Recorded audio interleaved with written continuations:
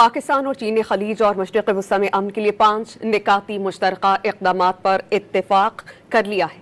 اس پر ہم بات کرتے ہیں ڈان نیوز کے رپورٹر امیر حمزہ سے۔ امیر، بتائیے گا وہ 5 اہم نکات کیا ہیں؟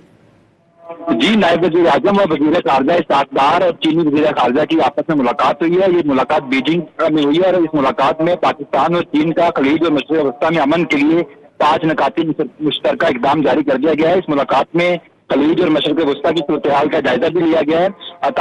ترجمان دفتر خارجہ کا یہ کہنا ہے کہ پاکستان اور چین کا فوری جنگ بندی اور کشیدگی کے خاتمے کا مطالبہ کیا جا رہا ہے۔ تمام جنگ سے متاثرہ علاقوں تک فوری انسانی امداد کی فراہمی پر بھی زور دیا گیا ہے۔ پاکستان اور چین کا مذاکرات کے لیے فوری آغاز اور سفارتکاری کا بھی بعد حل قرار دے دیا ہے۔